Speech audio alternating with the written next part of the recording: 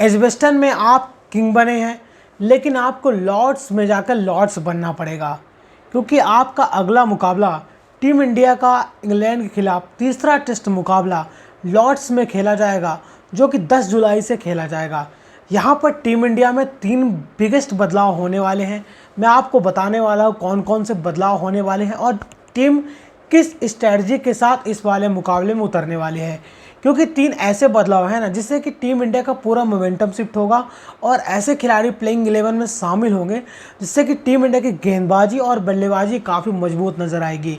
लेकिन आपको ये भी जानना होगा, जब 3 प्लेयर अंदर आएंगे तो ऐसे कौन से 3 प्लेयर होंगे जो आपको प्लेइंग 11 से बाहर होते हुए नज़र आएंगे, और हम प्लेइंग 11 पर भी नज़रें दौड़ाएंगे कि आखिरकार प्लेइंग 11 में क्या बदलाव होने वाले हैं।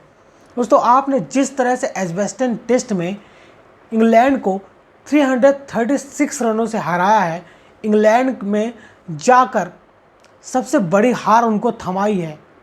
जो बेन स्टोक्स का घमंड था कि हम यहाँ पर जीतेंगे, 550 रन चेस करेंगे, लेकिन आपने उनको घुटनों पर ला दिया और बता दिया कि बेटा अपनी हद में रहो, अपनी औकात में रहो। वो टीम इंडिया ने करके दिया है। अब आपको अगला मिशन क्या है? आपका अगला मिशन लॉर्ड्स है। और आपको बता दें, पिछली सीरीज जब टीम इंडिया खेलने गई थी 2021 में, वहाँ पर लॉर्ड्स वाला मुकाबला टीम इंडिया ने जीता था।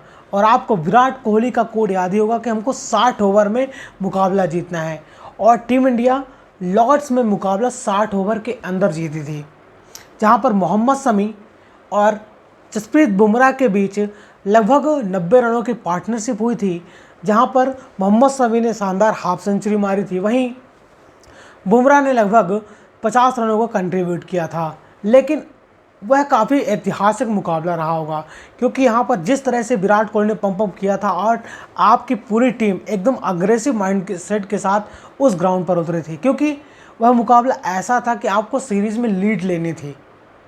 अगर आप मुकाबला हार जाते तो इंग्लैंड लीड ले लेता, लेकिन आपने वहाँ पर मुकाबला जीता। और पिछले दो सीरीज खेली गई हैं लॉर्ड्स में, 2 मुकाबले खेले गए हैं, वहाँ पर इनका रिकॉर्ड काफ़ी ख़राब है। टीम इंडिया ने दोनों मुकाबले अपने नाम किए हैं, 2021 में और 2018 में भी। मतलब कि टीम इंडिया के लिए यहाँ पर ज़्यादा खतरा नहीं है। खतरा किसके लिए है? खतरा यहाँ पर इंग्लैंड के लिए है, क्योंकि इंग्लैंड को ये भी पता है कि अगर हम एक ग्रीन पिच देते हैं तो उनके पास काफ़ी शानदार गेंदबाज है। अब तो इस टेस्ट मुकाबले में बुमराह की भी वापसी हो जाएगी, क्योंकि सुमन गिल ने प्रेस कॉन्फ्रेंस में बोला था कि जसप्रीत बुमराह आपको 3rd टेस्ट मुकाबला खेलते हुए नज़र आएंगे, जो कि लॉर्ड्स मुकाबला है। लेकिन उनकी तरफ से भी 2 गेंदबाजों की वापसी हो रही है। इंग्लैंड ने अपनी प्लेइंग 11 में और अपने 15 मेंबर स्क्वाड में 2 नए गेंदबाजों को शामिल किया है, जोफ्रा आर्चर और गस एकिंसन। ये 2 ऐसे घातक गेंदबाज हैं, अगर इनकी स्विमिंग कंडीशन मिली, ग्रीन पिच मिली, वहाँ पर ये गेंदबाज आपके लिए मुसीबत बन सकते हैं। तो आपको इस बात का भी ध्यान रखना, और आपको इसके हिसाब से अपनी बल्लेबाजी का भी चुनाव करना पड़ेगा और अपनी गेंदबाजी का भी चुनाव करना पड़ेगा। ये आपके लिए बहुत कीमती बात होने वाली है, क्योंकि यहाँ पर बहुत बड़ा उलटफेर होने वाला है। क्योंकि जिस तरह से एजबेस्टन में इंग्लैंड की टीम हारी है ना, वो मेंटली भी हार गए थे, फिजिकली भी हार गए थे, लेकिन कहीं ना कहीं उनके दिमाग में घुस गया है कि टीम इंडिया का कॉन्फिडेंस काफ़ी हाई होगा यहाँ से, और टीम इंडिया पूरे कॉन्फिडेंस के साथ इस मुकाबले में उतरने वाली है। लेकिन यहाँ पर इंग्लैंड के ऊपर प्रेशर भी काफ़ी हाई होगा, क्योंकि उनको पता था अगर हम लीड्स में मुकाबला जीते हैं एजबेस्टन में तो जीतेंगे ही जीतेंगे, उसके बाद हम लॉर्ड्स में भी जीतेंगे। इंग्लैंड का माइंडसेट ये था। पहला मुकाबला जीतने के बाद जितने क्रिकेट एक्सपर्ट थे और जितने पूर्व इंग्लैंड के प्लेयर थे, सब ने ये बोला था कि टीम इंडिया यह सीरीज 5-0 से हारेगी। लेकिन जिस तरह से टीम इंडिया ने यहाँ पर वापसी की है, एजबेस्टन ग्राउंड में आज तक टीम इंडिया ने 148 साल क्रिकेट इतिहास में एक भी मुकाबला नहीं जीता है। वहाँ पर 8 मुकाबले खेले थे, इससे पहले 7 में हार का सामना करना पड़ा था और 1 ड्रॉ रहा था। लेकिन सुमन गिल की कप्तानी में यहाँ पर टीम इंडिया ने पहली बार एजबेस्टन में मुकाबला जीता है, और सीरीज यहाँ पर 1-1 की बराबरी पर हो गई है। लेकिन प्रेशर यहाँ पर इंग्लैंड के खेमे में ज़्यादा है, लेकिन उनके टीम में भी काफ़ी ज़्यादा बदलाव होने वाले हैं। आपको 2 से 3 बदलाव इंग्लैंड की टीम में भी नज़र आएंगे, लेकिन आपके टीम में भी यहाँ पर 2 या 3 बदलाव आपको नज़र आएंगे। लेकिन देखिए, आपके प्लेइंग 11 में साफ तौर पर यह दर्शाया जाता है कि यहाँ पर प्रसिद्ध कृष्णा प्लेइंग 11 से बाहर जाएंगे और उनकी जगह यहाँ पर बुमराह आपको खेलते हुए नजर आएंगे। ये चेंजेस आपके लिए काफ़ी इंपॉर्टेंट है। क्यों इंपॉर्टेंट है कि आपको मैं बताता हूँ। देखिए, पहले टेस्ट मुकाबले में जो लीड्स में खेला गया था वहाँ पर बुमराह ने पहली पारी में 5 विकेट झटके थे, दूसरी पारी में विकेट नहीं मिला, लेकिन वहाँ पर ना सिराज अपने रिदम में नज़र आ रहे थे, ना प्रसिद्ध कृष्णा वहाँ पर रिदम में नज़र आ रहे थे। मतलब उनका साथ देने वाला कोई गेंदबाज नहीं था, क्योंकि जैसे पार्टनरशिप में बल्लेबाजी होती है ना, 200 रनों की पार्टनरशिप होती है, 300 रनों की पार्टनरशिप होती है, वैसे ही गेंदबाजी भी पार्टनरशिप में की जाती है। और आपने एजबेस्टन टेस्ट में देखा होगा कि शुरुआत में आकाशदीप विकेट ले रहे थे, पावर प्ले का पूरा फ़ायदा उठा रहे थे, वहीं मोहम्मद सिराज भी आकर विकेट ले रहे थे, वो पार्टनरशिप चल रही थी। जहां मोहम्मद सिराज ने पहली पारी में 6 विकेट हासिल किया था, वहीं दूसरी पारी में यहाँ पर आकाशदीप ने भी 6 विकेट हासिल किया था। इसीलिए कहते हैं पार्टनरशिप सिर्फ बल्लेबाजों में नहीं होती है, पार्टनरशिप आपकी गेंदबाजी में भी होती है। अब यहाँ पर बुमराह आपको नई गेंद से गेंदबाजी करते हुए नजर आएंगे, और साथ में कौन नज़र आएगा, यहाँ पर आकाशदीप। देखिए आकाशदीप तो आपको पहले सेशन में 1-2 विकेट लेते हुए नजर आएंगे जब टीम इंडिया गेंदबाजी आई, वहीं बुमराह भी यह काम करके दे सकते हैं। वहीं मिडिल ओवर में आपके लिए मोहम्मद सिराज जैसा गेंदबाज है, लेकिन एक बदलाव यहाँ पर भी हो सकता है, क्योंकि अगर वर्कलोड मैनेजमेंट के चलते यहाँ पर मोहम्मद सिराज को बाहर कर दिया जाए और उनकी जगह अर्शदीप सिंह को लेकर आया जाए, ये आपके दिमाग में कहीं ना कहीं बात चलेगी। क्योंकि देखिए लगातार 2 मुकाबले खेल चुके हैं मोहम्मद सिराज, काफ़ी ज़्यादा गेंदबाजी कराई है, और पिछले टेस्ट मुकाबले में और आपने देखा होगा लगातार गेंदबाजी कराई जा रही थी, उन पर काफ़ी ज़्यादा बर्डन था। उनका भी वर्कलोड मैनेजमेंट किया जाएगा जिस तरह से बुमराह का भी किया जाता है। अगर मोहम्मद सिराज बाहर रहते हैं तो उनकी जगह यहाँ पर अर्शदीप सिंह का डेब्यू होते हुए आपको नज़र आएगा, वो आपको खेलते हुए नज़र आएंगे। लेकिन अभी संभावना है, ये कोई कंफर्म न्यूज़ नहीं है कि ऐसा ही होने वाला है, लेकिन हम उम्मीद कर रहे हैं, क्योंकि वर्कलोड जब बुमराह का किया गया तो वर्कलोड यहाँ पर सिराज का भी किया जाएगा। इसी के मद्देनज़र रखते हुए ऐसा निर्णय लिया जाएगा। लेकिन वहीं आपके बल्लेबाजी लाइनअप में भी एक बदलाव हो सकता है। मैं ऐसा क्यों बोल रहा हूँ, क्योंकि देखिए करुण नायर ने अभी दो टेस्ट मुकाबले खेले हैं, उनके बल्ले से ना कोई हाफ सेंचुरी आई है, ना उनके बल्ले से शतक आया है, ना उनके बल्ले से कोई 60 या 70 रन आए हैं। मतलब कि 4 इनिंग खेले, चारों इनिंग में निराश किया है। पहले इनिंग खेलते हैं 0 पर आउट होते हैं, लेकिन उसके बाद 20-25 रन बनाते हैं। उसके बाद थर्ड इनिंग में भी उनके बल्ले से ऐसे 20-22 रन निकलते हैं, और चौथी इनिंग में भी उन्होंने 26 रन बनाए। लेकिन कहने का मतलब ये है कि जहां अन्य बल्लेबाज आपके लिए रन बना रहे थे, सुमन गिल शतक पे शतक मारे, दोहरा शतक मार दिया, ऋषभ पंत ने दोनों पारी में पहले टेस्ट मुकाबले में सेंचुरी मारी, जायसवाल ने सेंचुरी मारी, केएल राहुल ने सेंचुरी मारी, इकलौते ऐसे बल्लेबाज हैं जिनके बल्ले से रन नहीं आए हों। काफ़ी ज़्यादा सवाल उठ रहे हैं, काफ़ी ज़्यादा उंगलियां उठ रही हैं, क्योंकि पहले टेस्ट मुकाबले में करुण नायर को नंबर 6 पर खिलाया गया था, लेकिन दूसरे टेस्ट मुकाबले में जो इम्पॉर्टेंट मुकाबला था, आपने आज तक इस ग्राउंड पर मुकाबला नहीं जीते, वहाँ पर उनको नंबर 3 में खेलने का मौका मिला। क्योंकि डोमेस्टिक क्रिकेट में लगातार करुण नायर आपको नंबर 3 पर खेलते हुए नज़र आए थे, और उन्होंने डोमेस्टिक क्रिकेट में काफ़ी रनों का अंबार भी लगाया था, इसलिए उनको नंबर 3 पर प्रमोट कर दिया गया है। लेकिन कुछ लोगों का मानना है कि यहाँ पर करुण नायर को बाहर किया जाएगा, लेकिन साई सुदर्शन को टीम में इन किया जाएगा। लेकिन आपको बता दें, ऐसा गौतम गंभीर और सुमन गिल नहीं करेंगे। यहाँ पर करुण नायर को एक और मौका मिलेगा। करुण नायर इस वाले मुकाबले में आपको नंबर 3 पर ही खेलते हुए नजर आएगा, उन पर ज़्यादा सवाल और उंगलियां नहीं उठने वाली है, ये आप लिख कर ले लीजिए। करुण नायर आपको खेलते हुए नजर आएंगे। हाँ, ये उनका लास्ट चांस हो सकता है। अगर इस टेस्ट मुकाबले में करुण नायर के बल्ले से रन नहीं निकलते हैं, करुण नायर कहीं स्ट्रगल करते हैं, तो हो सकता है करुण नायर को चौथा टेस्ट मुकाबले से ड्रॉप कर दिया जाए, वहाँ पर सुंदर को सीधे सीधे टीम में शामिल कर लिया जाए।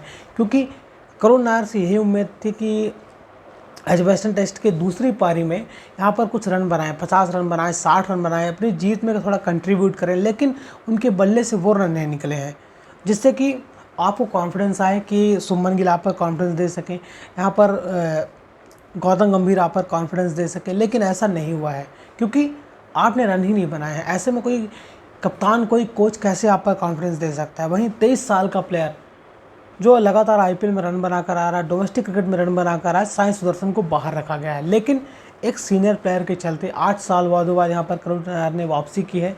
2016 में यहाँ पर शुरुआत की थी, वहाँ पर 13 शतक भी मारा था, इंग्लैंड के खिलाफ ही मारा था, अपने होम ग्राउंड में मारा था, इंडिया में मारा था। लेकिन उसके बाद उनका एवरेज ही ऐसे ही डामाडोल ही है। बस उनके पास ये आखिरी मौका होगा, उन पर कोई सवाल नहीं, सवाल तो है, लेकिन उनको टीम से बाहर नहीं रखा जाएगा। लेकिन एक बड़ा बदलाव और होने वाला है। यहाँ पर वाशिंगटन सुंदर आपको इस टेस्ट मुकाबले में खेलते हुए नज़र नहीं आएंगे। वाशिंगटन सुंदर की जगह यानी कि नंबर 8 पर आपको शार्दुल ठाकुर स्लैश कुलदीप यादव आपको प्लेइंग 11 में नजर आएंगे। क्योंकि आपको बता दें लॉर्ड्स में ग्रीन टॉप पिच मिलती है, यहाँ पर बॉल काफ़ी स्विंग करती है। ऐसे यहाँ पर जो बॉल स्विंग कराता है ना, जैसे आकाशदीप हो गए, बुमराह हो गए, ऐसे ही शार्दुल ठाकुर कराते हैं। और पिछली बार का जो लॉर्ड्स में मुकाबला हुआ था, शार्दुल ठाकुर ने काफ़ी अच्छी परफॉर्मेंस की थी, मोहम्मद सिराज वहाँ पर निखर कर आए थे।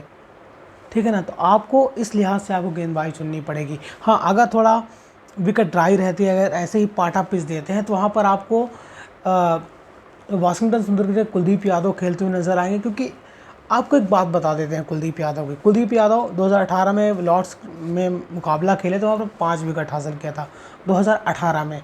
2021 में उनको खेलने का मौका नहीं मिला था, लगातार घुमाते फिराते जाते हैं। लेकिन आपको बता दें जिस तरह की पिच इस समय इंग्लैंड की टीम दे रही है सामने वाले टीम को, क्योंकि बेस बॉल खेलते हैं, बेस बॉल में आपको ग्रीन टॉप पिच तो नहीं देंगे क्योंकि खुद भी अपने गड्ढे पर गिर जाएंगे।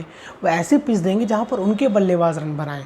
क्योंकि इंग्लैंड के बल्लेबाजों की एक खामी है, इंग्लैंड के बल्लेबाज लगातार तेज़ तर्रार पारी खेलने के लिए जाने जाते हैं। वो अटैकिंग बल्लेबाजी करते हैं, हर बॉल पे चौका छक्का मारने की कोशिश करते हैं, एक ओवर में 5 रन या 6 रन लेने की कोशिश करते हैं। वो डिफेंसिव शॉट बहुत कम खेलते हैं। अगर पाटा पिच नहीं बनाएंगे तो उनके बल्लेबाज स्ट्रगल करते हुए नजर आएंगे। एक दो बल्लेबाजों को छोड़ दिया जाए, जो रूट और उनकी टीम में जो रूट और जैक क्रॉली, या फिर आप हैरी ब्रुक को भी ले सकते हो। लेकिन सभी बल्लेबाज ऐसे हैं जो आपको स्ट्रगल करते हुए नजर आएंगे इन जो रूट को छोड़ दिया जाए तो, अगर उनको छोड़ दिया जाए तो। इसीलिए लेकिन ब्रैडन मैकुलम और बेन स्टोक्स से समझ चुके हैं कि अगर हम पाटा पिच देंगे तो टीम इंडिया ने इतिहास ही रचा है। जिस तरह से एजबेस्टन टेस्ट मुकाबले में 1000 रन बनाए हैं और यह मुकाबला 336 रनों से जीता है, बहुत करारी शिकस्त दी है यहाँ पर इंग्लैंड को। ऐसे में इंग्लैंड ये गलती बिल्कुल भी नहीं करना चाहेगी ग्रीन टॉप पिच दे दे आपको, क्योंकि आपके गेंदबाज तो और फॉर्म में भी हैं और बुमराह की भी वापसी हो सकती है। बुमराह तो आपको खेलते हुए नजर आएंगे। ऐसे में यहाँ पर इंग्लैंड के खेमे में काफ़ी खलबली मची हुई है और इंग्लैंड के कप्तान थोड़ा सदमे में ही चले गए हैं कि आखिरकार हम क्या करें। कन्फ्यूज़न सिचुएशन के लिए पैदा हो चुकी है। ग्रीन टॉप पिच देते हैं तो उनके बल्लेबाज स्ट्रगल करते हुए नजर आएंगे, अगर पाटा पिच देते हैं तो इंग्लैंड के गेंदबाज यहाँ पर स्ट्रगल करते हुए नजर आएंगे। लेकिन इंग्लैंड खेमे में क्या चल रहा है कि जोफ्रा आर्चर की वापसी हो रही है, गैस अकिंसन आप खेलते हुए नजर आएंगे। वहाँ की ब्रिटिश मीडिया काफ़ी ज़्यादा उछाली जा रही है कि आप जोफ्रा आर्चर का रिकॉर्ड उठाकर देख लो, जोफ्रा आर्चर ऐसी गेंदबाजी करेंगे, उनके पास शॉर्ट पिच गेंदबाजी है, 140 के ऊपर लगातार गेंदबाजी करते हैं। लेकिन आपको बता दें यहाँ पर जोफ्रा आर्चर ने इतना कुछ उखाड़ा नहीं है टेस्ट क्रिकेट में। एक बॉल जो उन्होंने स्टीव स्मिथ को हेलमेट में मारे थे, जिसकी वजह से स्टीव स्मिथ क्रीज पर गिर गए थे और उसके बाद उनको बाहर जाना पड़ा था, उसके अलावा इतना बड़ा कोई कारनामा नहीं किया यहाँ पर वो जोफ्रा आर्चर ने। इसको इतनी हाइप दी जा रही है, हाइप इसलिए दी जा रही है क्योंकि थोड़ा इंडिया को प्रेशर में लाना था।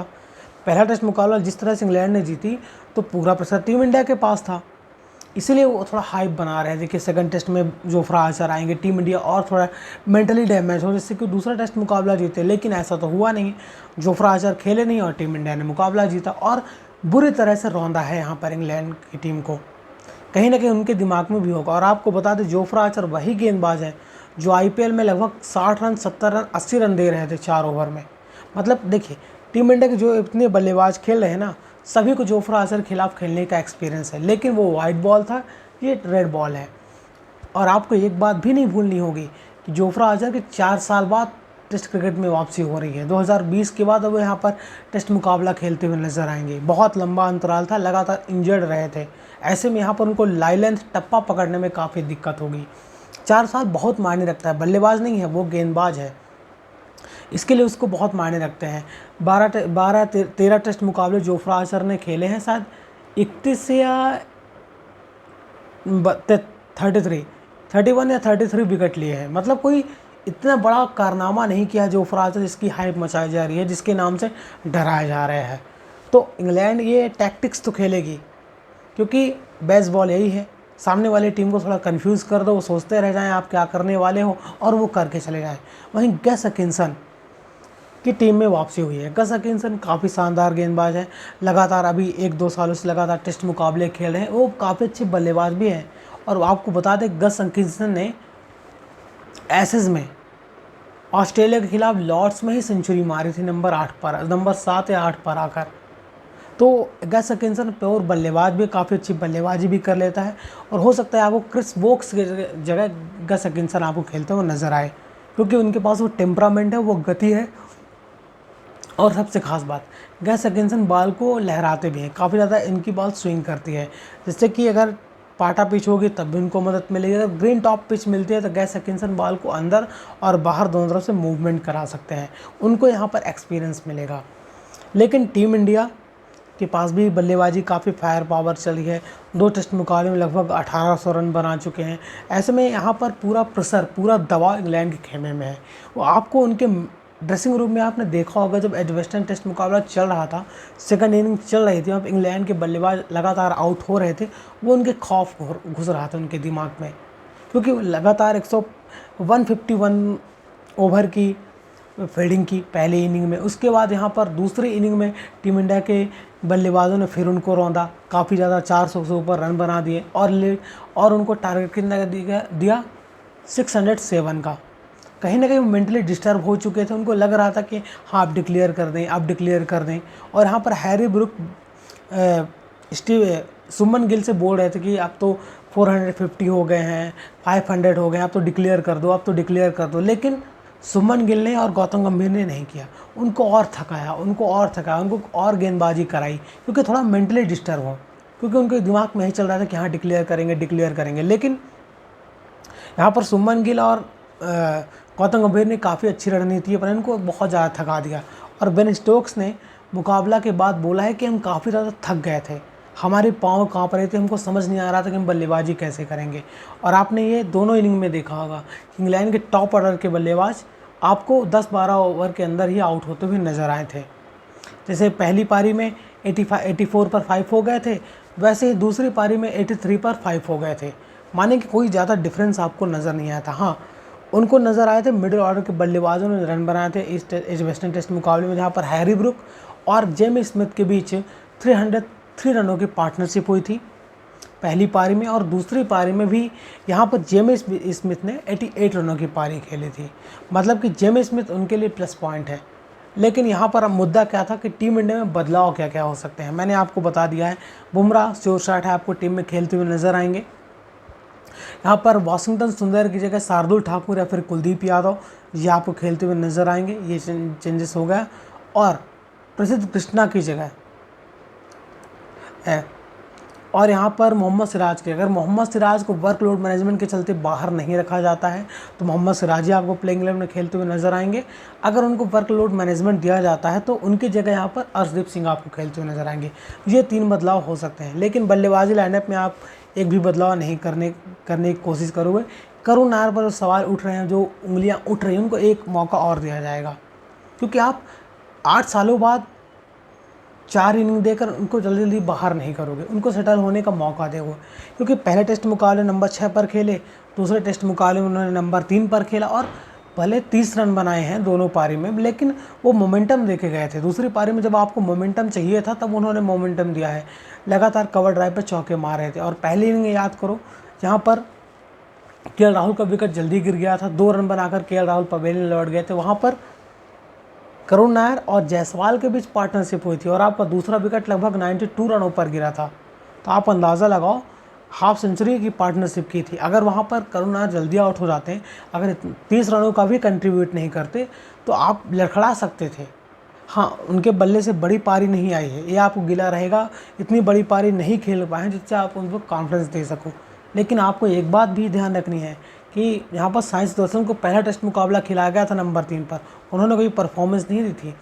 पहली पारी में खाता नहीं खोल पाए थे और दूसरी पारी में लगभग 24 से 25 रन बनाकर आउट हो गए थे। मतलब कोई इम्पैक्ट उन्होंने भी नहीं छोड़ा था, जो बोल रहे हैं कि यहाँ पर करुण नायर को बाहर कर दो और साई सुदर्शन को अंदर लेकर आओ। ये ऐसा कुछ नहीं होने वाला है। टीम इंडिया की प्लेइंग 11 में ज़्यादा से ज़्यादा 2 बदलाव होंगे या फिर 3 बदलाव होंगे, जो मैंने आपको बता दिए हैं। ये बिग चेंज होने वाले हैं। लेकिन अगर ये टीम इंडिया एक और रणनीति अपनाना चाहे, जो नंबर 6 पर यहाँ पर नीतीश रेड्डी खेल रहे हैं, हो सकता है यहाँ पर जडेजा को नंबर 6 पर किया जाए, सुंदर को नंबर 7 किया जाए और नंबर 8 पर शार्दुल ठाकुर को लेकर आएँ। फिर उसके बाद यहाँ पर बुमराह, मोहम्मद सिराज और आकाशदीप। ये हो सकता है कि आप 4 तेज गेंदबाज के साथ जाओ और 2 स्पिनर गेंदबाज के साथ जाओ। नंबर 7 पर आपको यहाँ पर वाशिंगटन सुंदर खेलते हुए नजर आएंगे और नंबर 6 पर रवींद्र जडेजा खेलते हुए नजर आएंगे। उसके बाद यहाँ पर नंबर 8 पर आपको शार्दुल ठाकुर के रूप में एक और बल्लेबाज मिल जाएगा। आप ये भी कर सकते हो, दोनों तरफ से मैंने आपको समझा दिया है। अगर देखिए वाशिंगटन सुंदर बाहर जाएंगे तो कुलदीप यादव या फिर शार्दुल ठाकुर की जगह बनती है। प्रसिद्ध कृष्णा तो बाहर हो ही गए, उनकी जगह बुमराह आपको खेलते हुए नजर आएंगे। तो ये टीम में बदलाव हो सकते हैं, ज़्यादा कन्फ्यूजन की बात नहीं है, क्योंकि लॉर्ड्स में आपने देखा होगा हमेशा ही पेसर गेंदबाज को एडवांटेज मिलता है। हमेशा ही पेसर गेंदबाज वहाँ पर विकेट लेते हैं, वहाँ पर ठंडी हवाएं चलती हैं, ठीक है ना, वहाँ पर बॉल काफ़ी हवा में स्विंग करती है, बॉल अंदर और बाहर दोनों तरफ मूवमेंट होती है। ऐसे में यहाँ पर टीम इंडिया चाहेगी कि हम 4 तेज गेंदबाज के साथ जाएं, और शार्दुल ठाकुर आपको नंबर 8 पर वो स्टेबिलिटी देंगे, वो आपको मजबूती प्रदान करेंगे, जो वाशिंगटन सुंदर ने बखूबी किया था। यहाँ पर एजबेस्टन टेस्ट मुकाबले की पहली पारी आपको याद करिए, सुमन गिल और वाशिंगटन सुंदर के बीच 144 रनों की पार्टनरशिप हुई थी, इसलिए आप लगभग 585 तक पहुँच पाए थे, उनका कंट्रीब्यूट था, और दूसरी पारी में एक विकेट भी हासिल किया है। लेकिन सिचुएशन के हिसाब से, कंडीशन के हिसाब से, आप टैक्टिक्स के हिसाब से, अपनी स्ट्रेटजी के हिसाब से अपने प्लेइंग 11 चुनोगे। ऐसे में यहाँ पर कुछ भी कर सकते हैं टीम इंडिया, क्योंकि वाशिंगटन सुंदर ने प्रूव करके दिया है। जडेजा को तो आप बाहर निकालोगे नहीं, क्योंकि जडेजा ने 158 रन बनाए हैं एजबेस्टन टेस्ट मुकाबले में, दोनों पारी में उसने हाफ सेंचुरी मारी है। और आपके टॉप ऑर्डर के बल्लेबाज तो फिक्स हैं, उनमें कोई बदलाव नहीं करोगे। करुणार पर सवाल थे, लेकिन उनको एक चांस और मिलेगा, उसके बाद देखा जाएगा। लेकिन आपके लोअर मिडिल ऑर्डर ने भी आपको अच्छे कंट्रीब्यूट करके दिया है, यहाँ पर कोई संभावना नहीं है प्लेइंग 11 बदलाव के। सीधे प्रसिद्ध कृष्णा की जगह यहाँ पर आपको बुमराह खेलते हुए नजर आएंगे, और सुंदर की जगह कुलदीप यादव या शार्दुल ठाकुर आपको खेलते हुए नजर आएंगे। 2 बदलाव आपको ये नज़र आ रहे हैं। और फोर्स बदलाव अगर किया जाए, अगर सिराज को आराम दिया जाएगा तो उनकी जगह अर्शदीप सिंह खेलते हुए नजर आएंगे। बल्लेबाजी लाइनअप में कोई भी बदलाव नहीं होने वाला है। कुछ लोग नीतीश रेड्डी पर भी सवाल उठा रहे थे, कुछ लोग यहाँ पर करुण नायर पर भी सवाल उठा रहे थे, लेकिन इनको मौका दिया जाएगा, क्योंकि नीतीश रेड्डी ने ना तो गेंदबाजी से कंट्रीब्यूट किया, ना बल्लेबाजी से कंट्रीब्यूट किया, लेकिन बीजीटी में इसने सेंचुरी मारी है मेलबर्न में जाकर। वो नंबर 6 पर एक बहुत अच्छा बल्लेबाज साबित होगा, और काम आने पर वो 3 से 4 ओवर की गेंदबाजी भी करा सकता है। अगर इंग्लैंड के बल्लेबाज ज़्यादा खेल गए, आपके गेंदबाजों को थोड़ा रोटेट भी करना पड़ेगा ना, तो वहाँ पर अरेस्ट भी दिया जाएगा। ऐसे में नीतीश रेड्डी यहाँ पर आपको गेंदबाजी करते हुए नजर आएंगे। और लॉर्ड्स में जहाँ पर बॉल काफ़ी ज़्यादा मूवमेंट होती है, वहाँ पर नीतीश रेड्डी को भी काफ़ी एडवांटेज मिल सकता है, वहाँ पर 1-2 विकेट चटकाने की क्षमता रख सकते हैं। ये भी इस माइंडसेट के साथ भी आप जाइए, यानी कि ज़्यादा बदलाव नहीं होने वाले, क्योंकि आपको पैनिक बटन नहीं दबाना है ना, क्योंकि आप एजबेस्टन टेस्ट मुकाबला जीत कर आए हो, आपने इतिहास रचा है, 336 रनों की जीत की है, टीम इंडिया की सबसे बड़ी जीत है टेस्ट क्रिकेट में।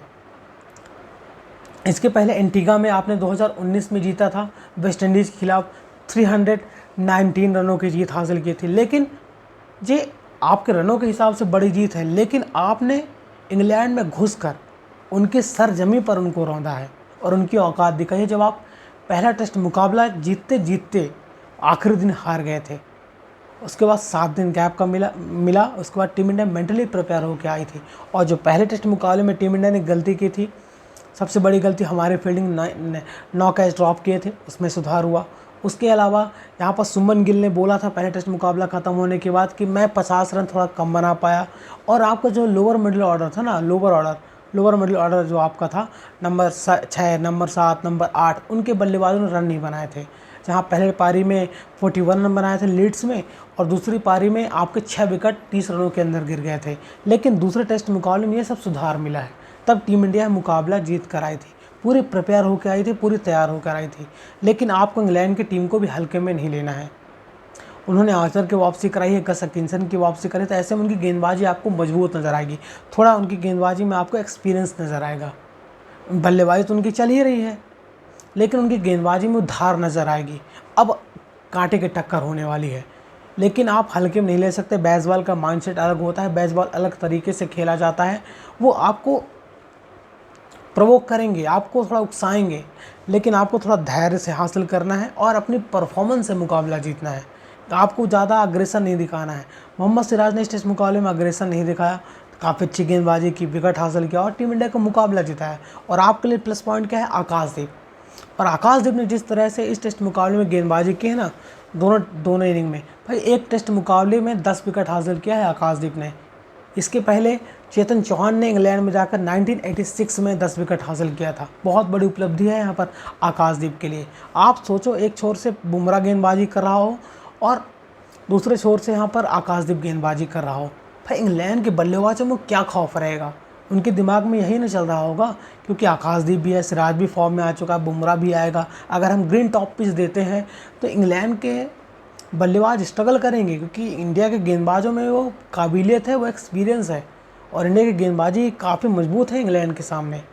ऐसे में ऐसी गलती बिल्कुल भी नहीं करेंगे। कहीं दोहरा माइंड चल रहा है उनके दिमाग में, दोहरा माइंड से चल रहा है, क्योंकि अपने खुद के खोदे हुए गड्ढे पर वो खुद गिर गए हैं।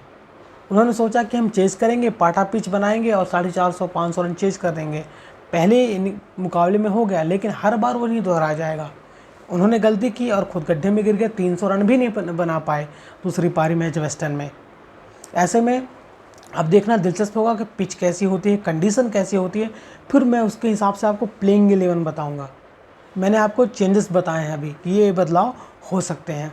अगर आपको प्लेइंग 11 जाननी है तो आपको चैनल पर लगे रहना है। दोस्तों, मैं यहाँ पर काफ़ी ज़्यादा मेहनत कर रहा हूँ, काफ़ी ज़्यादा स्ट्रगल कर रहा हूँ, इसलिए कहते हैं वीडियो को लाइक कर दीजिए और चैनल को सब्सक्राइब करना बिल्कुल ना भूलें। मैं आपके लिए लगातार मेहनत करता रहता हूँ, आपको पूरी खबर दूँगा, आपको हर जानकारी मिलेगी, पूरा एनालाइज़ किया जाएगा और आपको कोई शिकायत का मौका नहीं मिलेगा। हाँ, अगर आपको कोई शिकायत हो कमेंट बॉक्स में अपनी राय ज़रूर बताइएगा। अगर आपको वीडियो अच्छा लगा तो वीडियो को लाइक और चैनल को सब्सक्राइब करना बिल्कुल ना भूलें।